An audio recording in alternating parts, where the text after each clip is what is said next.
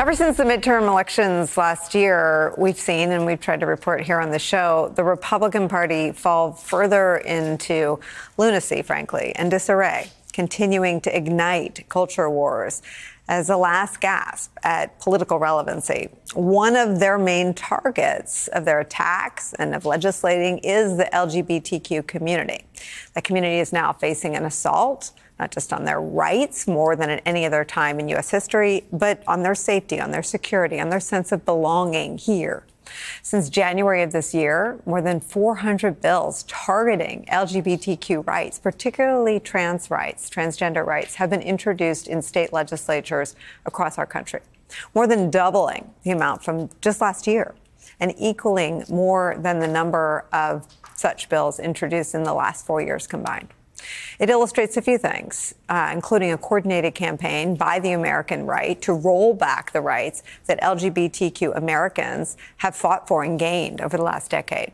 And as we near the beginning of Pride Month, our dear friend Chasten Buttigieg is out with a new version of his New York Times bestselling memoir, I Have Something to Tell You. This version, this time he has adapted it for young adults to focus on his younger years, telling his story of how he learned to embrace himself and his identity in the hopes of inspiring young people across the country to do the same. From Chasten's book, quote, "We're currently living through enormous political and social changes, both in our country and all over the world. The choices and actions we make every day affect the environment, global health, the economy, and our fellow citizens' human and civil rights. I think Peter and I are part of a group of young politicians and activists who can re-examine the way we all live and interact with one another and the world. I don't want to waste the chance I've been given to be a part of some of the most important conversations we're having as a country and a community." Chasten Buttigieg joins us right now. I love this so much, and I love the book. I mean, I cried through. I loved having you on to talk about the book, and I love this version of the book. But I want to ask you how being a parent, as you know already, your ribs break because your heart explodes, and you have two at once, right? So that's like extra ribs popping. What I find amazing is that anyone who's a parent could stand by and do nothing while we legislate hate. Yeah. One of the reasons I wanted to write the book, when I started writing it, I was just thinking as a teacher, what would I want to leave my students? What kind of mark do I want to leave on the world? Then we had the kids. And as I was writing the book, everything changed. Everything is much more raw and emotional. As you know, you can cry. That never stops. Yeah. I think about what I would want to say. What if I weren't here someday, and there could be something they could pick up and know, what their dad believed in, what their dad would want to say. My mom lost her father when she was very young, when she was 13, and that has stuck with me. What would happen if my kids grew up in a world without me, and what would I want to say to them? And so this book is my way, as a teacher and as a parent, and as someone who just cares deeply about the future of this country, to share that message with people that they are not alone, especially young people. You are not alone. You are not defined by the opinions of other people, especially their hateful opinions. You're not defined by your surroundings. I grew up in conservative, rural northern Michigan, where I thought I was the only gay person. I thought something was wrong with me. And had I known, had I had a book like this to tell me, there's nothing wrong with you, kid. Like, you're going to grow up and you're going to be fine. Ignore the loud voices right now. And being a kid is you're going to make me cry, but being a kid is so hard. That the idea that, you feel like you're alone if you're a girl. You feel like you're alone if you're a girl with sisters. You feel like you're alone. You feel like you are the only person in the world dealing with whatever it is you're dealing with, no matter what. And then you add on this intentional, specific, accelerating, repeated targeting of the LGBTQ community in America. How do we hold those families up and say, we see you and we got you? Yeah, well, one of the reasons I also wrote the book was for teachers and for parents and for adults to have those types of conversations. There are, conversation prompts in the back of the book. One of the ways that we can begin by changing the narrative is by having those conversations in the first place. When I was younger, we didn't have those types of conversations. I didn't know anything about gay people or LGBTQ people growing up because we didn't talk about it. It was brushed under the rug. It was a taboo subject, and we othered people in so many different ways. So one of the things that people can do right now is put their allyship into action. Whether, if you're a parent, that means joining your local chapter of PFLAG. If you're a teacher, it means logging on and looking at some of the resources like GLSEN. If you're just a person who cares about the future of the country and the protections that are there or aren't there for LGBTQ people, you got to get off the couch. You got to do more than post a rainbow on social media 1 month out of the year. Show up at your school board meetings, show up at your city council meetings, make your voice heard even if you might be the only voice.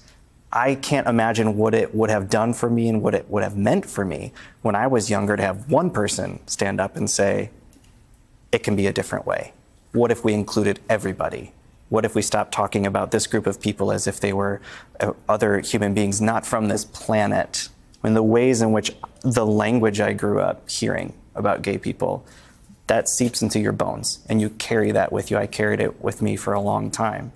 We have to change the national narrative again. I think we all thought we were done with this, and changing that narrative starts with everybody. You can't just put the work on the community itself. And I'm grateful that we're having this conversation. No, right now. but I think that's really important because I think there is something, certainly viewers of this program share a mission and a worldview about equality, but it's the action piece that I think it all can feel overwhelming, right? I mean, the right feels like they're coming for everybody. They're coming for your access to health care if you're a woman. They're coming for your right to vote. If you're anything other than someone they think will vote for them. But they are really, really, really, and those are true, they're really coming for the gay community, for banning drag shows in places where you can get a gun easier than you can adopt a puppy. Targeting through legislation things that should absolutely be between a family and a doctor. I mean, what do you say to a kid who you can't bubble a kid away from the news? They see that legislation targeting this community is all that the right wants to talk about. Yeah, well, there's a reason that they want to talk about it. I mean, some of them have come forward and admitted that they threw spaghetti at the wall, right? And they wanted to see what would stick. And right now, what is sticking is attacking the LGBTQ community. It's always abortion for them, and the trans community especially because that is something that a lot of people don't know a lot about. Certainly, you know, in my neck of the woods in northern Michigan, people came around on gay rights, came around on same-sex marriage equality, but still might have some questions about trans Americans. Part of having that conversation for me is saying, if you have a lot of questions but you don't have the answers, then you need to start doing some listening. And I think for many of the people on the right, they're one, scared, and two, confused. And instead of sitting down and listening to trans Americans, they're just demonizing them because it's an easy thing to other people. It's very easy work, right? To make people feel smaller hearted, hateful, surround yourself, you know, with people who think the way you do, and say everybody else is twisted and wrong. I think when it comes to this anti-trans legislation, it would do them a great service. Roll up their sleeves, sit down, and meet with trans Americans who just want to exist. I'm talking about just existing safely in this country. Trans Americans don't want anything different than you or I want. What they want is to go to school, play sports safely, and exist safely. But instead, the right has found that they can get the 3 C's out of this issue: clout, clicks, and cash. They can fundraise off of it, they can get a lot of social media activity off of it, and they fire up their base by stoking fear and anger about a subject that a lot of people don't know that much about. And can I even say, me as a gay man, I don't know what it is like to be a trans American. Of course. I'm part this of is identity, right? I don't either. I am part of an acronym, but that doesn't mean that I can sit here and say that I know exactly what the trans community is going through. But what I can do is use my platform and listen. And I think a lot of people need to be doing more listening right now and elevating trans voices so that we can, you know, hear from a community that is being targeted repeatedly. So even for me as a gay man, what I say is I'm trusting the science and I'm trusting the leaders on this. And, you know, the wider American You're so brilliant. I'm part of an acronym. I'm sorry. I'm on like delayed synapses today. You're fine. I'm part of an acronym. That's so amazing. Say more about that. Well, we're all part of, because that's awesome, right? I mean, that's no fair, right? I mean, that's amazing. Well, I think if you are not like a straight cisgender white man in this country, you have been othered by the Republican Party. And I like to say that our acronym is actually everything but S. So if you're not straight, then you're just part of the growing acronym of people who are probably going to be attacked by a political party, that wants America and life to be a very specific and narrow way. So even though we've all been lumped into this category, I have a lot of other privileges that some trans people do not have. And so when I am asking the questions and doing the listening, I am trusting the wider American medical community who have all said gender-affirming care saves lives.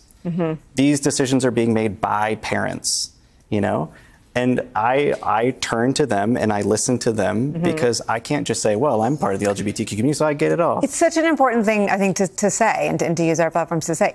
It doesn't mean we have any higher level of experience. I mean, I feel the same way, but I don't want to insert myself in a conversation between a family trying to support a child they love more than their life, the way we love our kids, and their doctors. Why would anybody be in part of that conversation or decision making? I don't know why the party that says they're the party of family values is constantly inserting themselves into family matters. When it comes to decisions like that, gender-affirming care, again, which has been repeatedly labeled as safe care, it is care that is made with a doctor and a parent and whichever teenager is seeking that care. That wider medical community is the community that I'm going to trust and rely on because I believe in science and I believe in listening to people who are smarter than me on issues I don't know a lot about. And it is all part of this. I'm not an immunologist either, but when the COVID vaccine came out, I took it because they looked at it. On abortion, you've got some Republican candidates like Dr. Oz saying, "Yep, it's just a woman, her doctor, and a local politician." I mean, they're saying the quiet part out loud. Again, it's easier. It's easier to stoke that fear and anxiety. And that's why we use our platforms. That's why we speak out. And again, that's why allyship coming into Pride Month requires people to do a lot more than posting on social media. It's really a rallying call right now. And if you believe that people are deserving of those rights, you got to speak up. Will you then come back this month so that we don't just do this once at the beginning? Can we come back? Can we continue this conversation? Because I think there's more from the book to spend some time on. And I think there's nothing like feeling seen and heard, and especially by someone like you. So let's spend more time on more of the book. Oh, you got it. Yeah, thank you. Thank you so much for being here. I know you're busy. I know you have little people. I'm big people who miss you when you're in New York. Going back to the little ones. All right, Chasten's book, I Have Something to Tell You, for young adults is out now. Chasten, thank you for being here, and to be continued. Thanks so much. Thank you so much, my friend.